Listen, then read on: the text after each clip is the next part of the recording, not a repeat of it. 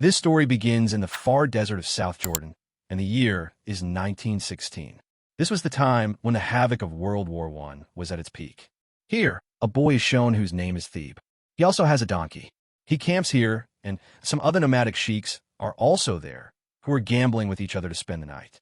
That same night, two more people arrive at the camp. They're also travelers. One of them is a sheik, and the other is a British officer. This British officer's name is Edward. Actually, both of them have to meet the Arab revolt group. The sheik who is with the British officer tells his name as Margie. He is guiding Edward to the Arab revolt group. Theeb had never seen a white man before.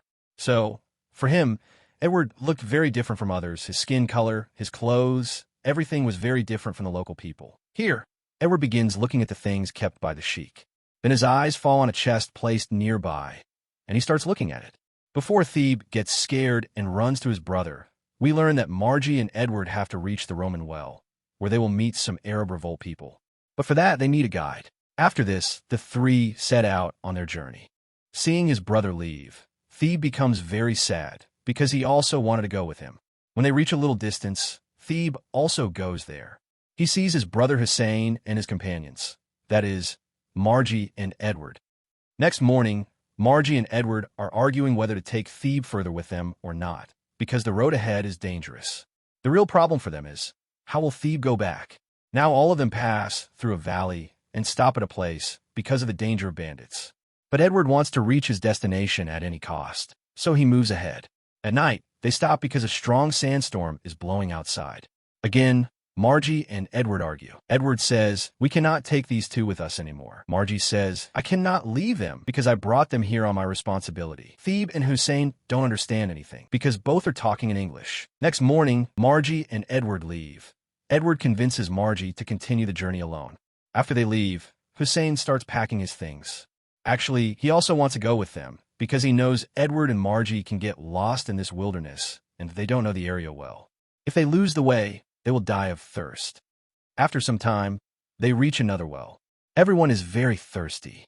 As soon as Edward draws water to drink, a bullet hits his chest, and he dies there. Hearing the gunshot, Margie and the two brothers start running. The bandits had already followed them. Margie tries to drag Edward's body, thinking maybe he is alive, but suddenly a bullet hits Margie's head, and he also dies instantly. Now only Hussein and Theeb are left. But it's very difficult to escape because the bandits are near their camels. And without camels, escaping in the desert means death. Both brothers climb up the rocks. Hussein shoots at them from above. The bandits ask them to surrender. But Hussein doesn't because he knows even if they surrender, they will be killed. Slowly, evening falls, and darkness spreads over the valley. The voices of the bandits reach them. At night, Hussein tells Theeb, "If something happens to me, go up the rocks, wait near the well. Some traveler will surely come to help you." Hussein knew well, these bandits will never spare him because he killed two of them. Also, the bandits already know their location. The bandits fire at them again. Hussein runs with Theeb, but a bullet hits him, and he dies instantly. Theeb grabs the rope of the well and hangs. A bandit sees him and shoots into the well, but stones protect Theeb. Then they cut the rope, so even if he survives, he can't climb out. Theeb hangs on somehow through the night. In the morning, he climbs up and collapses, exhausted. Later, he regains consciousness. Seeing his brother's corpse, he cries bitterly. He loved his elder brother deeply. After some time, he buries Hussein there and places a big stone on the grave. By evening, he hears strange sounds in the valley, actually wild animals. Scared, he climbs up a rock and spends the whole night in fear. Next morning, he notices a camel approaching. On it lies a wounded man, one of the bandits. Theeb brings the camel down and pulls the bandit off. He sees a rope with a water bag. He drinks and quenches his thirst. The bandit is still unconscious. Checking his bags, Theeb finds Edward's chest, the one he was curious about.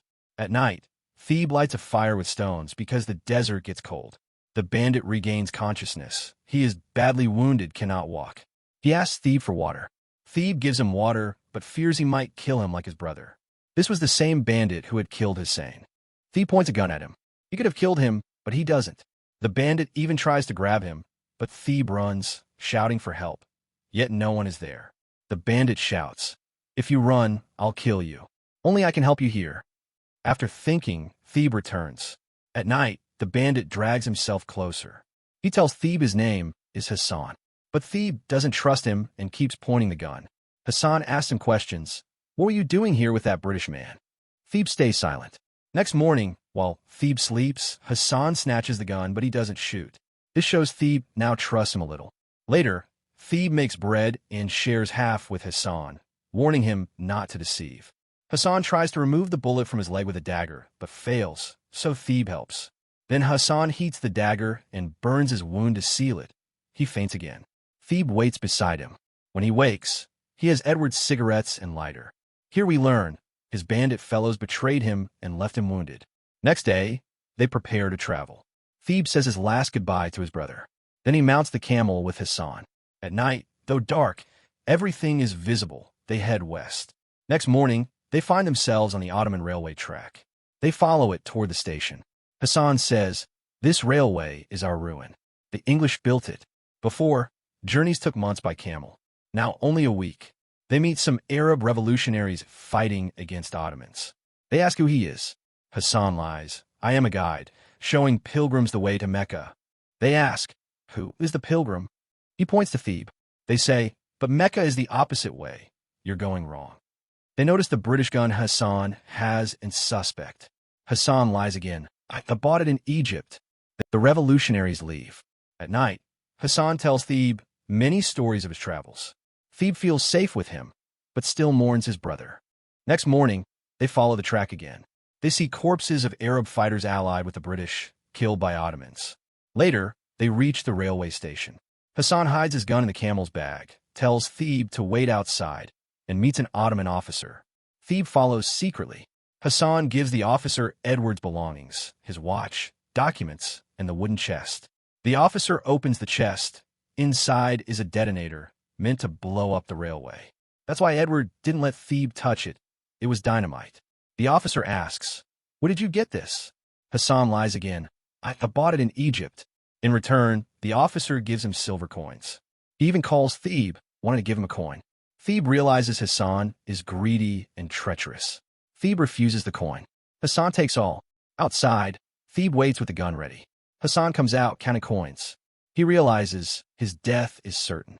Theeb shoots him dead. Actually, Theeb had not recovered from his brother's death. When the officer comes out, Theeb tells him, "This man killed my brother." The officer tells Theeb to leave.